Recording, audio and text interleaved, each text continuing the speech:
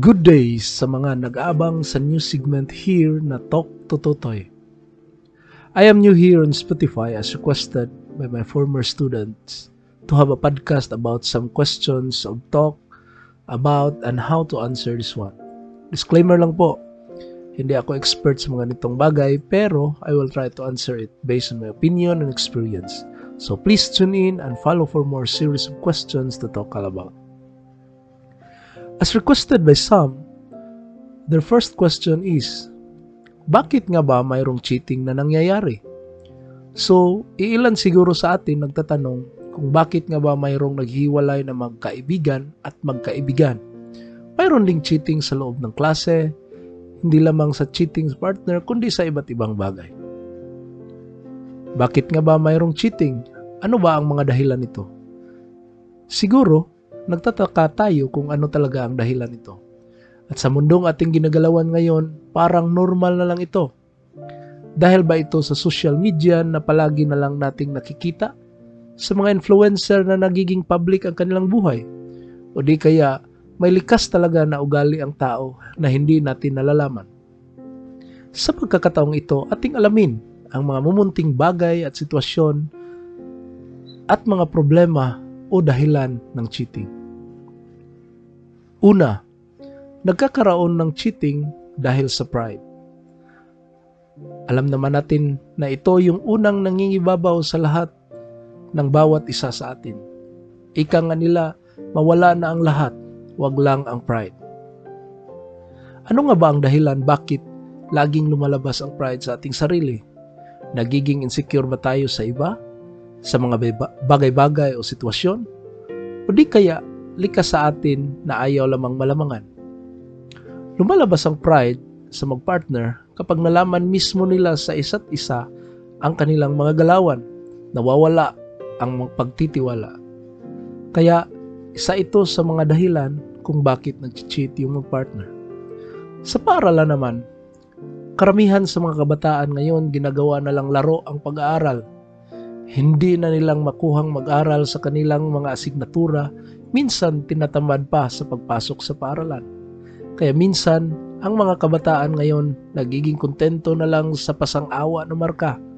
Mayroon din namang mataas na marka, pero hindi natin alam na palagi palang nangungopya sa kaklase ng mga assignment at iba pang gawain.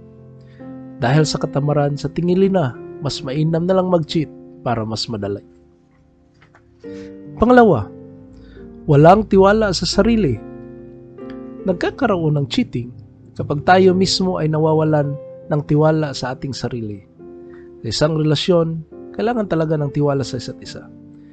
Hindi naman lahat masaya sa isang relasyon. Mayroon ding mga bagay na hindi kayo nagkakasundo. Pero minsan talaga may bumibitaw dahil nawawalan ng tiwala sa sarili. Feeling niya kasi mas magaling yung partner niya kaysa kanya. At ang pinaka-worst ay yaong i-compare ka sa iba. Minsan, may magpartner talaga na palaging bukang bibig na lang kanyang crush na minsan ang liliit na lang yung kanyang kapartner. Sabi nga nila na nag-cheat yung tao in a simple explanation kasi hindi ka na mahal. Kahit anong gawin mong pagpapakumbaba kapag hindi ka na talaga mahal ng isang tao, hahanap talaga siya ng dahilan na maghanap ng iba. Sa mga kabataan naman, nawawalan sila ng tiwala sa kanilang pag-aaral. Siguro, sa mga bagay na hindi nila matanggap na ang sitwasyon o problema sa kanilang personal na buhay, lalong-lalo na sa sarili nilang pamilya, na hindi man lang sila mabigyan ng pag-asa o oras na kinakailangan nila. Yung iba, nag-a-attempt na lang na mag-suicide dahil gusto na lang sumuko sa buhay. Minsan, mayroon din namang nag-cheat ng kaligayahan.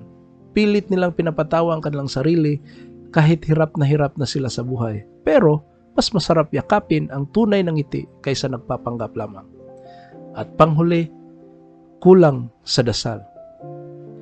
Alam naman natin na ang pinakamabisang solusyon sa lahat ng bagay ay ang ating pananampalataya sa Diyos. Sweet nga kayo sa isa't isa, pero nakalimutan niyo ang Panginoon. Ito yung madalas na dahilan o ika nga loophole sa relasyon na ito at yung hindi na paghandaan ng magpartner. Feel kasi nila na mas masaya na sila. Okay ng lahat. Lahat ng bagay, sitwasyon, karir sa buhay, talagang sinusubok yan. At minsan, yan ang parang hindi masyadong binibigyan ng pagpapahalaga. Sabi naman ng iba, palagi naman kaming nagdarasal, pero bakit nag-cheat pa rin siya? Siguro mas dagdagan pa natin ang ating pagdarasal. Tanong, anong klaseng dasal ba ang ginawa mo? Pinagdasal mo ba siya o di kaya ang inyong relasyon? Sino ang nagdarasal? Baka siya lang o ikaw lang. Dapat kayong dalawa ang dapat consistent. Kasi alam naman natin kung paano i-handle ang sitwasyon kung may pagsubok na dumating sa ating buhay. Sa mag-partner dyan, mas matamis ang ngiti na nilalabas kapag kayong dalawa mismo ang sabay na nagsisimba at nagdarasal. Sa mga mag-aaral naman na hindi natin makakaila na halos lahat ng hindi na nagsisimba. Kaya wag na lang magtaka na bababa talaga ang iyong marka. Sa klase ko, palagi ko talagang nire-remind na magsimba every week para na rin sa ating kinabukasan sa pamilya o sa karir. Sa pamilya, dapat binabalik ang sabayang pagdarasal para mas masaya at mas makabuluhan ang pamumuhay. Imagine, kapag walang nagdarasal sa pamilya, siguro ito yung mga nangyayari. Mayroong naghihiwalay, walang oras sa isa't isa, hindi nagkakaintindihan at palaging nag-aaway. In one way or another, hindi natin napapansin na nag-cheat na pala tayo sa isang bagay. Maliliit man o malaki, hindi lang natin napapansin. Pero alam naman natin na dahil ito sa ating pride, kawalan ng tiwala sa sarili, at higit sa lahat, nakakalimutan nating magdasal. Ikaw, anong kwentong cheating ang nagawa mo o muntik mo nang gawin? Hindi ko muna sasagutin kung ang pupwedeng gawin para maagapan ito.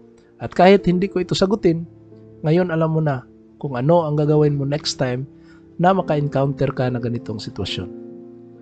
Salamat sa iyong pakikinig at huwag kalimutan na magdasal. In Matthew 6:33 says the Lord, "But seek first the kingdom of God and His righteousness, and all these things shall be added unto you."